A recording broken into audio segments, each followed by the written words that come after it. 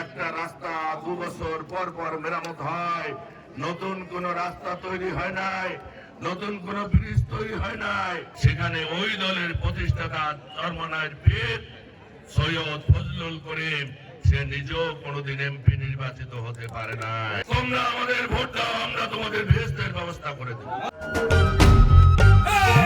Vote দিব কিসে ধানের শীষে। উপস্থিত বরগুনা জেলা বিএনপির সংগ্রামী সভাপতি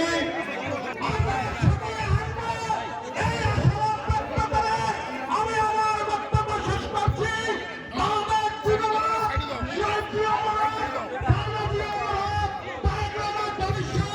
আজকে আমতলীর ঈদগাহ ময়দানে প্রমাণ করেছে আমতলীর মানুষ আগামী দিনে রাষ্ট্র ক্ষমতায় আসবে বিএনপি, তারেক রহমান হবে প্রধানমন্ত্রী, আমতলীবাসীর সমর্থনে ধানের শীষে নজরুল মোল্লা হবে এই এলাকার এমপি।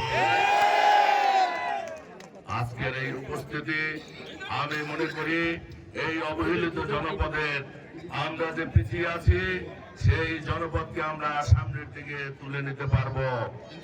আমি শ্রদ্ধার সাথে স্মরণ করছি মতিউর রহমান তালুকদার 2001 সালে এই এলাকার মানুষ তাকে উপনির্বাচনে নির্বাচিত করেছিল।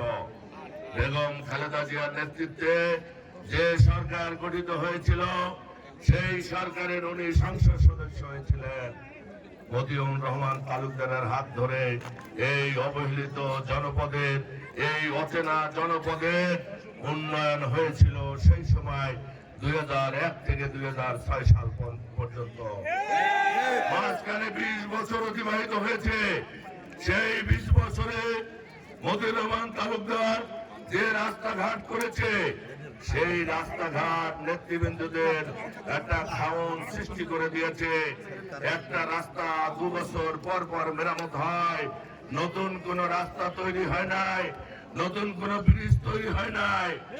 সেই মতিউর রহমান যে উন্নয়ন করে গিয়েছে সেই জায়গায় থমকে গিয়েছে আমতলী তালতলীর উন্নয়ন। একটা দল সরকারে আসতে হলে 151টি আসন লাগে, 151টি আসন দরকার হয় একটা সরকার গঠন করতে। সেখানে ওই দলের প্রতিষ্ঠাতা চরমনায়ের পীর সৈয়দ ফজলুল করিম সে নিজেও কোনোদিন এমপি নির্বাচিত হতে পারে নাই। বরিশাল 5 আসনে ইলেকশন করে আমাদের শ্রদ্ধেয় নেতা মুজিবুর রহমান সরওয়ারের সাথে সরওয়ার ভাই 3টা নির্বাচনে 1,85,000 করে ভোট পেয়েছে। সেখানে চরমনার পীর অর্থাৎ বরগুনার পীর নয়, কেন্দ্রীয় পীর বরিশালের উনি পেয়েছে মাত্র 24,000। আর আমরা যারা এই এলাকায় তাদের অনুসারী আছি, পীর মুরিদ ভিন্ন জিনিস, সেটা ভিন্ন জিনিস। আল্লাহর পথ দেখাবে, নবীর পথে হাঁটাবে, মসজিদমুখী করবে।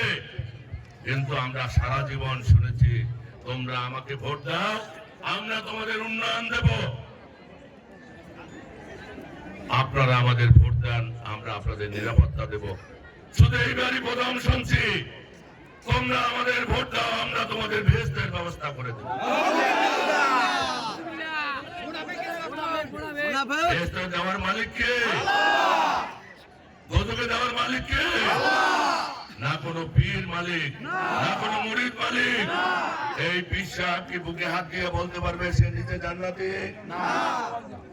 জান্নাতে যেতে হলে আপনার আমল এবং ঈমান নিয়ে আপনার জান্নাতে যেতে হবে।